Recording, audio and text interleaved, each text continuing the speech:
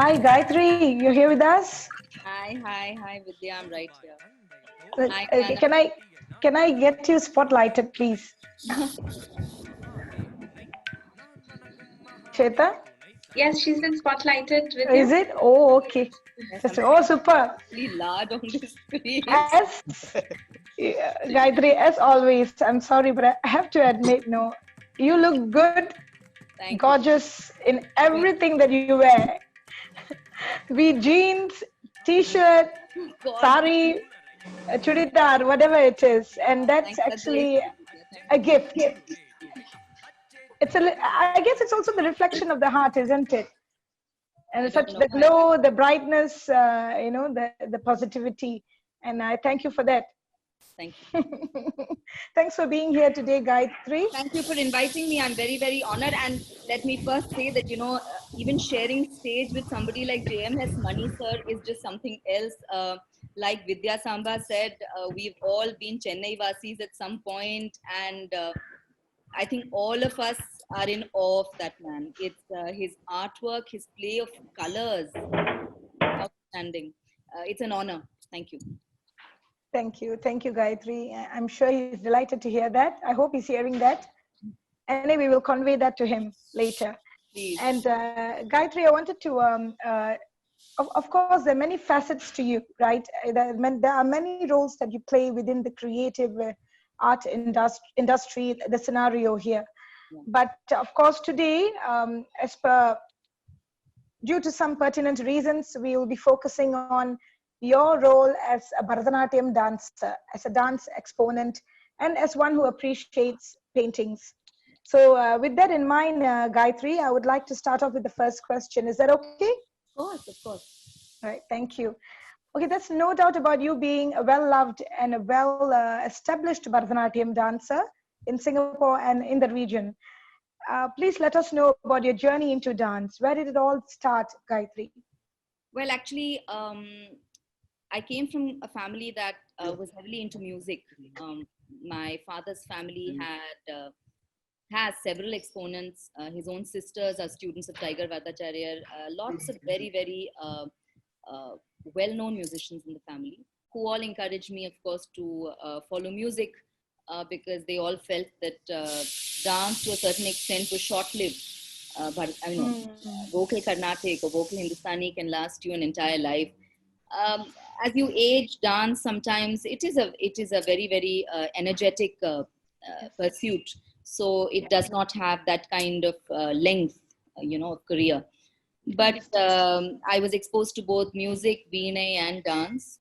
And believe it or not, I was the only person in my teacher's Veena class who actually went and danced for their annual day because I was so into dance that I was bunking classes left, right, and center. I began my journey when I was about 5 years old. I was introduced to Bharatanatyam, the Kerala Kalamandalam style. Okay. But my real journey into dance began at the age of 12 when my parents took me to Minal Prabhu. I don't know whether I was more in awe of her or more in awe of the dance she taught me, but together she was everything I wanted to be. She was just erudite. She was such a consummate artist, and she had this amazing pedigree. I mean, Kalakshetra. What better pedigree can you Right. get from that? Excellent, excellent background. Her depth of knowledge was so vast. She had so much to offer, and for me, I think being a teacher, being an acharya, is is such a dangerous profession because if you're not a giving teacher, if you cannot give wholeheartedly, then no student can learn. And that, for me, actually describes a teacher. Minalakka gave me everything she knew. Everything she knew and encouraged me to spread my wings and try out things. I can't say, I think even today I'm still a struggling artist. I haven't reached anywhere in the larger scheme of things. I wish I could have done so much more, but I made some very serious choices along the way of family. I couldn't possibly, at that time, I felt I was giving too much of my time to dance. I had to split it both ways. Having said that, for whatever I have given dance, I think its payback has been huge. I have a school in which I have about 45 students whom I adore, and I enjoy teaching.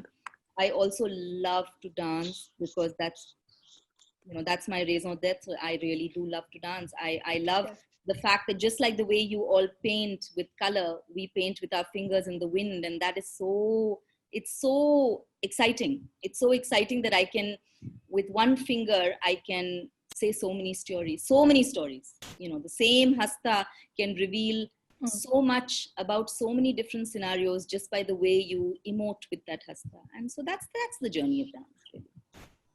Speaking of that, Gayatri, I know you've spoken about hastas and so on and so forth. I mean, you must have choreographed quite a number of pieces throughout this impressive span of your dance life.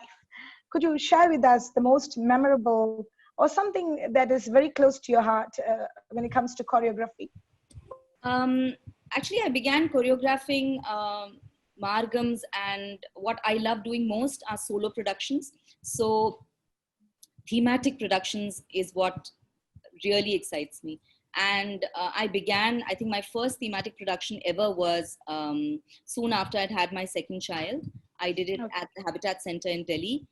It is Panchakanya. It's about 5 very tenacious women of the Indian mythology. And that sort of opened my eyes to how much depth there was in Bharatanatyam. It's such an all-encompassing art form. It can tell a story so beautifully. So I started digging a little deeper within the characters, and I have a production on Draupadi, and I have a production on Sita, which I have traveled and toured with.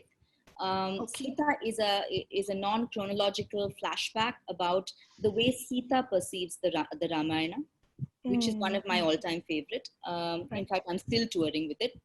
Right. The other one is about Draupadi, Yajnaseni, which is, everyone thinks of Draupadi as a very fiery woman, a woman who, spurred the Mahabharata war, the Kurukshetra war. Very few actually talk about her as a woman. Draupadi as a woman, managing one husband sometimes is tough enough. Managing 5 is a whole different scenario. And I always thought that was something that, that was a portion of her description in dance that remained inert. So I felt that was something I wanted to delve into. And so I met with Pavan Verma, who had written a book called Yudhishthira and Draupadi, which is a very exciting book. It's full of sonnets. And I found that absolutely gripping. So it actually began with her relationship with Yudhishthira. And from there, the rest of the stories began. So the exciting part of that production is how it is done in 5 different languages for her 5 different husbands. And the whole story is a conversation with her best friend, Krishna, and how she describes each husband to Krishna. And so we bring in the Vastra Parnam actually in the tail end, where she says, and I fell. And so Krishna says, but you didn't fall. I was there to pick you up. And it's a very, very beautiful, very sensitive production. So that, I think, to date remains my favorite. Having said that, Sita is also a character that I just adore, because everyone thinks of her, lots of people think of her as a fairly weak character. I thought she exhibited immense strength. It wasn't easy in those days to be a single mother, not at all. She raised 2 Kshatriya boys in a hermitage. Outstanding woman. So those are the 2 characters, and those are the 2 productions, Sita Swagatam and Yajnaseni, that really call out to me. I've enjoyed choreographing. Sita Swagatam is not totally self-choreographed by me. It had a lot of input in the beginning completely by my guru, because I was still learning the ropes of how to do a thematic production. Over the years, I have infused it with my thoughts as well. and it has Right. grown. That's the beauty, right? As you evolve, Yeah, you evolved with the include production. your, yes, yeah. Yagniseni was my first tryst into actually holding a production by myself, because it was exciting. It had English language. It was a lot of other stuff. So yeah, so those two remain my favorite. Wonderful, and such an beautifully elaborated answer. And it's quite strange, Gayatri, because today I'm going through um, this very strange but strong feeling of marginalization. And you're, as a female Yeah. human being existing in in this current scenario in this society, and you talk about these choreographies, and it resonates so beautifully. I just wanted to share with you on a personal note, actually, because it's so relevant, and it's going to be relevant for a very long time. These issues that we face mythologically and also realistically in the current scenario. Yeah. And as uh, you touched on, no, in your answer, you touched on narratives and mythology and mythological interpretations. So I wanted to ask you, actually, what would be your favorite narrative in mythology in general, when it comes in relation to dance as well? So would that be the same answer? No, actually, my favorite narratives in Bharatanatyam are the Gita Govinda. Okay, The great. Ashtapadis, the love poetry between Krishna and Radha, because the layers with which Jayadeva, who was a 12th century poet, wrote those passages, there's so much depth in them. A lot of it is erotic poetry, undoubtedly, but the depth, I mean, if you actually peel off, it's like an onion, as you peel off layers and layers of any text, the real meaning of those texts come out. And for me, especially the last one, the last Ashtapadi, Kuru Yadunandana, which talks about the union of Jivatma with Paramatma, which is the concept of Radha and Krishna becoming one, and then she becomes Swadhina Patika. She is the all-strong woman because she has Krishna right where she wanted him to be. She's become one with him. She's confident of her lover, and then she asks Krishna to dress her. So if you actually look at it from a human perspective, from a mortal perspective, it's about you having traipsed the road of spirituality. And then when you finally found that one point when you feel one with the divine, maybe a single moment, you feel then that you have surrendered, but I feel in some ways the divine also surrenders to you. And I think those poems talk of that surrender, where, it's a concept of bhakti and mukti, where you have devotion and then you have release. And so this concept of, Radha's devotion to Krishna and Krishna's devotion to Radha. And then Krishna says, but I will do anything you want. You tell me what to do and I'll do it for you. Because that's exactly how it was. So for me, that is my favorite narrative. My favorite narrative is the Gita Govinda by far. Actually, I surrendered to your narrative. Seriously. No, the way you put it, it brings tears. Seriously, it's so beautiful. I hope to see something from you creatively in this regard. Have you done it before, yes, Gayatri? Actually, I started doing a lot of Ashtapadis during the time I started working on this production called Mukti Marga, which was a solo margam, which I also did at the Esplanade for the Raga series, and I've toured with. So Mukti Marga is about a road to liberation, and we looked at various forms of liberation. Okay. So in that, I started working on Ashtapadis per se. It's wonderful. It's great to know. I wouldn't have known if I had not had this chance to speak with you today, Gayatri. We are all so busy and so into our regular mundane and non-mundane lives. So wonderful. Thanks for opening our internal eyes. And something very practical I wanted to ask you, Gayatri. When you do productions, when you choreograph, when you start a concept or an idea, what is typically the inner and outer challenges that you would usually face? See, choreography by itself, I'm just a fledgling. I mean, there are so many greats out there, right? I follow the Bani of Kalakshetra. Rukmini Devi was the most Renaissance choreographer there was in that time of day. Her productions were so contemporary at that time. My guru, I think, is an outstanding choreographer. Her depth of vision, the way she sees space, you know, and I think choreography, its challenges. When you look at look at a painting, for example, there are paintings which are so busy and you struggle to find the stillness in them. There are some which are so still that you can actually hear the silence when you see it visually. So I think for me, the greatest challenge of choreography is to find that stillness.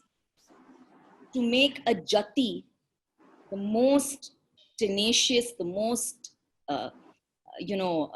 vivacious jati look vivacious and energetic, but still have that inner silence while executing it. I think that is the greatest challenge, which any dancer faces, which any artist faces, to find that stillness, to find that part within you which remains calm even when your Nattuanar is absolutely unleashing out these talas that you need to get in tune with.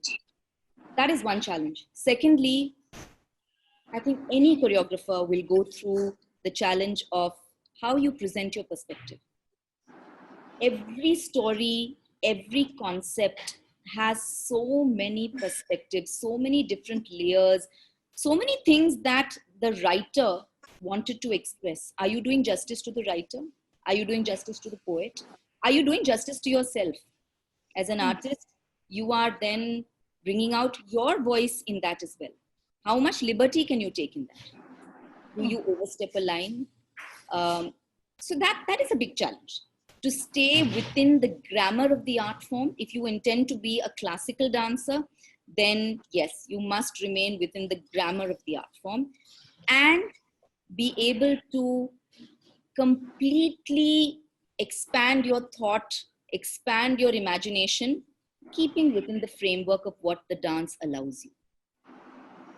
So for me, those are the two big challenges. Then comes the concept of how do you work the space, your interactions with your team, where do you want the silences, where do you want the music, your costumery, all that comes later. But I think in the beginning, it's the stillness and the perspective.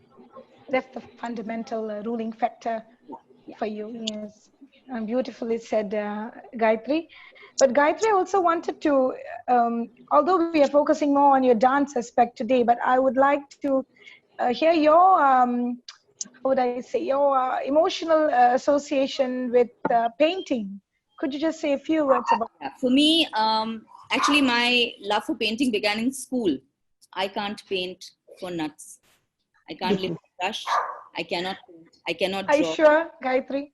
Yes, I cannot paint. I cannot draw. But I have to say that my art teacher in school, Lalita Lajmi, was a great painter. She was a great painter of her time. And I still remember once, I think I must have been in 5th grade or 6th grade, and her paintings were at Jahangir Art Gallery. Okay. And she took our entire grade walking from Fort Convent all the way to Jahangir Art Gallery to see her paintings.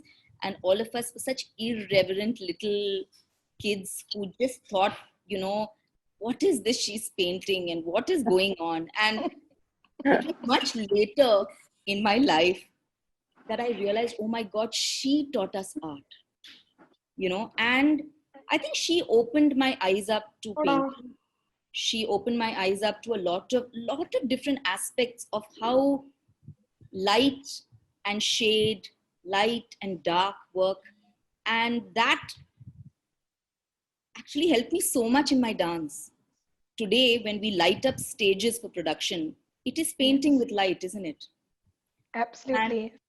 And for me, I think painting is probably the greatest expression of soul. My own guru, Minalaka, her brother, Milind Naik was quite a painter, of his time. He passed away recently.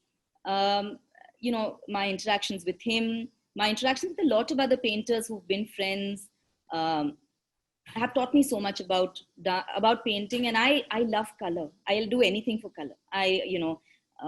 My house is a splash of color. I dress up most often in. Yes, and you are a splash of color as well. Yes. I love color. For me, anything that spells color, just it's so beautiful. So I have a very keen, sort of a, though I'm not a painter, there is a kindred spirit in me, and I wish I could paint, but yes, I can appreciate art, and I love good art. I love to see good art. There's seldom an exhibition that I would like to miss. Nyana knows that, and so do you. I love to come and appreciate it, and I love to see what other artists have to offer, have to contribute. And that's why today I'm so excited, because Mani sir is there as well. And, it's so exciting that I got to even hear what he had to say. Thank you very much, Gayatri. But at this point, I need to add that, you have an amazing sense of matching colors and putting your saris and jewelry together in such a phenomenally, I wouldn't say fashionable, I would say aesthetically pleasing manner. And that is a talent on its own. So would like to appreciate you for that too. Even today, the way you have put on your sari in a casual manner, and the accompanying jewelry, so on and so forth. Then of course your bright smile and the brightness. Thank you. Together with that, and that is a talent. I've seen you adorn yourself. I owe that completely to my mother and my guru. They're both very aesthetic people. And I think as you grow up, you tend to imbibe a lot of what you become from women. As women ourselves, I think you tend to imbibe that from women around you. And I think my guru and my mum have been extremely sort of my idols in terms of that. I find them uber stylish, uber aesthetic, and so for me they remain my all-time favorites. And so I tried, actually, honestly, I don't think it's my style in any way. I think I'm still trying to imitate them. I'm in awe of your humility, Gayatri. But I can't agree with everything you say. It's too much of humility to handle here. Okay. And one important thing that I wanted to highlight here is, Gayatri, your active involvement in giving back to society, right? You have recently also done some projects to help migrant workers as well during this very challenging period of the pandemic that we are going through now. Could you just share a little bit about that, please? I thought it's important. Actually, we have done a little bit, not just for migrant workers. We have been feeding a few families that have gone fairly financially under during this period. But that's not just me. I think Singapore has got so many people with so many pursuits with regards to helping the community, the people who have been underprivileged. It's just wonderful the way the community has come out to help people. I haven't done that much really.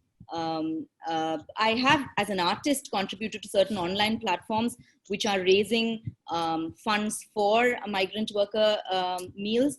Shukran is one of them, done by a very, very young, very tenacious Kathak dancer, Sunena, who is actually inviting so many artists to perform for the sake of raising money. So that has been a great pursuit. On our own, we have been doing whatever it is we can do, collecting funds, helping migrant workers, helping actual Singaporean families that need help as well, in terms of supplying meals to them during the lockdown period. No more or no less than most other people probably on your call are as well. So it's nothing out of the ordinary. But what we have done in the past is, I run a festival called Samarpana, which I have run for a fair amount of years. It took a hiatus for about 3 years and came back last year. Unfortunately, this year it has gone back into hibernation because of the COVID scenario. Yes. The idea of Samarpana was to give back, because we tried to create a platform with emerging dancers and absolutely established dancers, and Ananya Samarpana in India, which we tie up with Ananya Foundation, also contributes every year a certain amount to Ananya Arogya Dhara, which is basically a retirement fund for retired artists. Another very big community that has been affected quite badly by the COVID has been the artist community. You know, we all depend on the platform. You know, as classical dancers, as classical musicians, as pakavadyam people, as people who, as accompanists for dancers and for musicians, it is so important for us to have recording sessions, for us to teach, for us to perform, for us to tour, because our sustenance depends on that. Yes. And with this isolation, with this lockdown, so many of my fellow artists are actually now in a pretty bad financial position, because there have not been any arangetrams, there are no more performances. People like me who tour once a year, who take my orchestra with me. I mean, I'm not talking about Asia, but you know, when we tour to the other end, to the Western world, and you know, through us, there are so many other artists who are also promoted, whose work we also platform. Forget the financial end. These are artists whose work is platformed. You know, we all are a team, and this entire lockdown period has affected all of us adversely. I am fortunate that I'm still able to teach online. There are many who are not able to do that. And, you know, some art forms are fairly interactive. Anyone who takes online classes will tell you it's exhausting, because you are seeing this screen, tiny, tiny windows, hundreds of kids dancing, trying to explain to them. It took me about a month to figure out that I had to actually do everything in mirror effect so that the child will understand on the other end the left-right scenario was happening. We agree, Gayatri. Yeah. And Yana, I mean, things like when I dance, I can't correct because I'm concentrating on my own dance. I'm not looking at them dance. So then we had to figure out that, hey, you need to actually get 2 senior students along with this Zoom to actually dance while I correct, so I can check what they are doing. It is exhausting. Exhausting. So not everyone can do that. And, you know, so this lockdown, what we decided was we will at least promote all our fellow artists by getting newer pieces choreographed, newer pieces sung, newer pieces written, so that we have so much more metal to work with, so that when it's over, we have so much more to show, and then get more studio recordings done. We're doing our little bit in trying to help that. I mean, that's the way to go. Yeah, I think, you know, Arvind, for example, is doing so much. He's working with Alap, he's bringing 2 together, you know, the screening of Anjaneyam. I think arts need a lot of support right now, because, you know,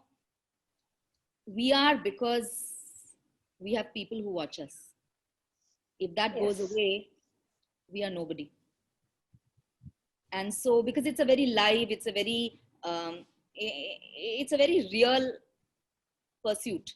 So if I go to a hall, now, you know, they're talking about tennis matches where there'll be nobody watching and it'll be just telecast, just 2 players and it'll be just telecast. And artists, you know, I'm sure it's the same with sports. Every time you have a rah from the audience, you want to thwack the ball a little more. It's just like that. When you hear that clap, you want to sit. Nothing beats that. Yeah. Set your hand a little more. You tend to that very blatant appreciation, you know, just in your face. Yeah. Completely. And that intimacy with an audience when you're doing a pada, when you react with the audience. You know, there is that counts for a lot. And so for me, this lockdown works only if we all work at it. We will all work at our craft, so that when we come back, we can come back with greater verve, with greater excitement, to present even more newer productions, newer ideas. I think it's also helped a lot in terms of our own introspection. We have got a little more, gone a little deeper. So I think we are all trying to reach that point of stillness within us as well. So that's a good thing. Yeah, it's a blessing indeed, Gayatri. You know, what you said is a blessing, and having been able to interview you is a blessing as well. Thank you. Gayatri, because you've set a very meditative tone to this interview, and I guess to the rest of the day. And I thank you from my heart for Thank you. sharing all these very pertinent points that all creators should take note of, not only dancers or painters. So at this point, I would request Nyana, who's actually waiting to say a few words. To say No, a no, few well, words. Vidya, well said. Actually, what you were saying is really interesting. Actually, just now, for all the not only the artists or musician, for every artist, right? So I'd like to ask Gayatri one more question. The same question just now, which that one of our panel artists was sharing that how come artists are very young and also they get energetic when they're getting old. So what's your feedback in this, Gayatri? How do you want to I couldn't agree say? with Mani sir. I couldn't agree with Mani sir more. And I'll be honest with you, at least as a dancer, it doesn't matter how old you get and how creaky your knees become. Once you enter that stage, there is some different kind of strength that comes into you. And that strength takes you through the margam. It doesn't matter whether you're dancing for 1.5 hours, whether you're panting, whether you feel you're going to die at the end, in that midpoint of the varnam, then you come to your chitwaram and you feel, Abba, halfway through done. Yes, But yes. there is something that eggs you on even more because you feel quite sublime at that time. There is that point, that Divine exhilaration. intervention, yes. And I think that is it. That is what keeps us going. It's heady poison. It's heady poison. So I always tell my students, you dance not because you want to live the dance, because you want dance to live through you. It's a very, very big responsibility. If you start dancing Bharatanatyam or Odissi or Kathak or any classical art form or any Western, even the contemporary arts and these new age dance forms, they're so complicated and so diverse.